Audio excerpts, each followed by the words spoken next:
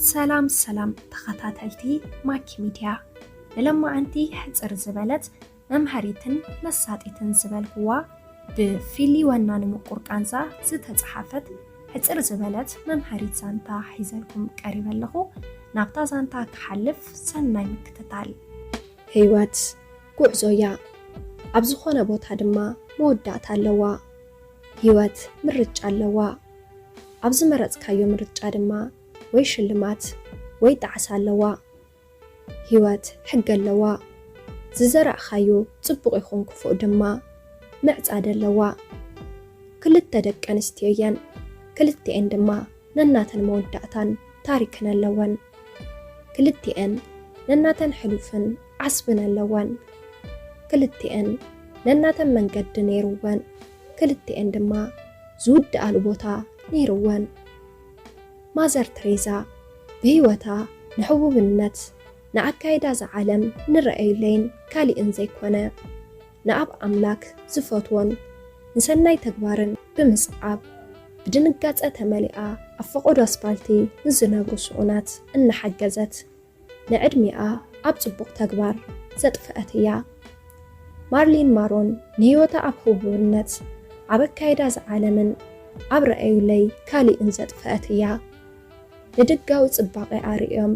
ብዙሓት ዘይፈልጡ ሰባት ዘየስተውዕሉ ኣድኒቖማን ደድሕሪኣ ጎየሙላን እዮም ብትኽደኖ ክዳን ብትቕመጦ ገዛ ብትዝውራ መኪና ብዙሓት ቀኒኦምላን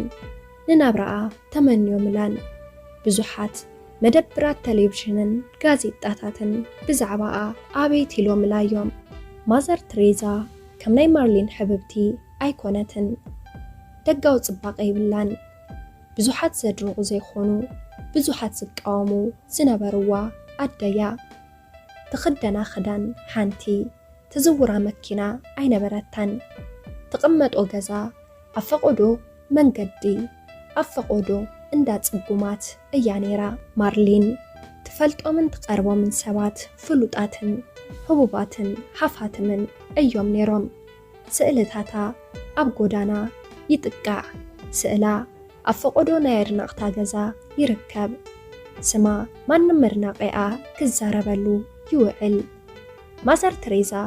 ትፈልጦም ትቐርቦምን ጽጉማትን ስኡናትን ሕሙማትን እዮም ሞዓላ ኣብ ፈቆዶ ጎዳና ክትልምንን ንዝተጸገሙ ምሕጋዝን እዩ ነይሩ ዘርንቕ ኣይነበራን ዝርኢ ነበራን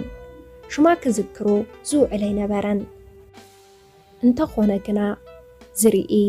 ሓደ እግዚኣብሔርን ህልናኣን ነይርዋ ዕግበታ ድማ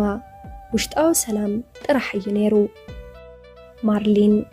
ምዝ ኩሉ ዝናን ሃፍትን ደጋዊ ጽባቐን ብዙሓት ሰዓብትን ሓጎስ ዕግበት ርኽዓት ውሽጣዊ ሰላም ዘለዎ ህይወት ግን ኣይነበራን በዝን ካሊእን ድማ ውልፍትን ናይ መስተን ሓሸሽን ኮይና ኣብ ከቢድ ጸቕጢ ትነብር ነይራ ኣብ ንኡስ ዕድሚኣ ድማ ብዙሕ ከኒና ብምብላዕ ንገዛእ ነብሳ ኣጥፊኣ ካብዚ ዓለም ተፈለየት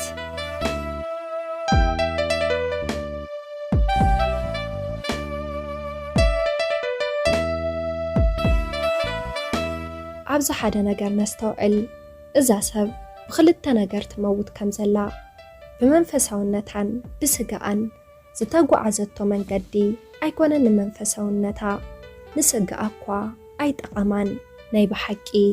ነብሱ ዘፍቅር ሰብ ደስ ዝበሎ ዝገብር ከም ዘይኮነ ካብዛ ህዋን ነስተውዕል ናይ ብሓቂ ነብሱ ዘፍቅር ንገዛእ ነብሱ ናብ እግዚኣብሔርን ናብ ሰናይ ተግባርን እናቕረበ ካብ ዘይጠቕሞ ኣካይዳ ምስ ዝርሕቕ እዩ ማዘር ተሬዛ ንዚ ኩሉ ንጽቡቕ ምግባራ ዝሓለፈቶ መሰናኽል ሕጉስትን ዕጉብ ህይወትን ተሕልፍ ነይራ ኣብ ንኡስ ዕድሚኣ ዘይኮነ ናይ ዕድመ ጸጋ ከሲባ ድማ ካብዛ ዓለም ብሰላም ተፈልያ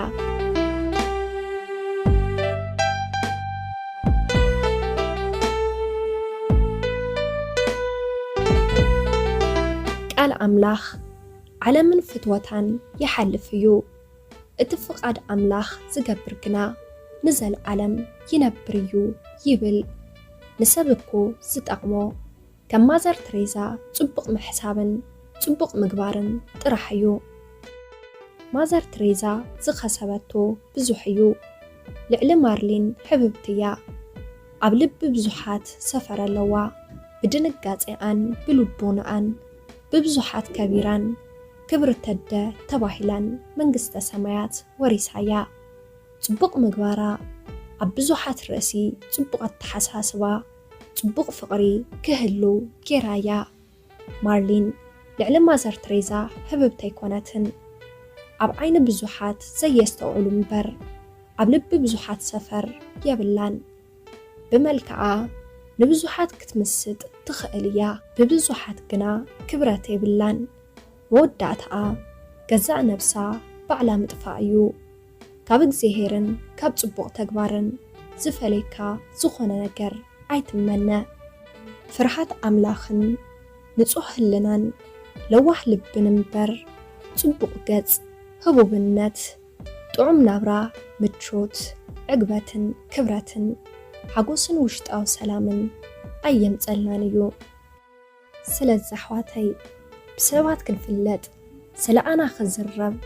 ጽቡቓት ተኸደንቲ ክንበሃል ኣይንፍቶ ኣብ ሕማቕ ብገዛ ገንዘብና ኣይንውዓል ሓሽሽ መሽሽ ዋጋ ይብሉን ኩሉ ነገር ጊዜያዊ እዩ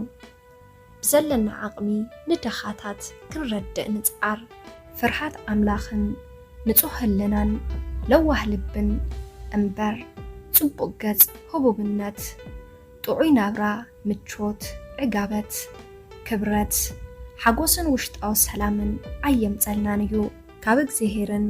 ካብ ጽቡቕ ተግባርን ዝፈለይካ ዝኾነ ነገር ኣይትመነ ማርሊን ሜሮን ኣብ 1950 ኣሜሪካዊት ተዋሳኢት ደራፊት ሞዴሊስት ዝነበረት እያ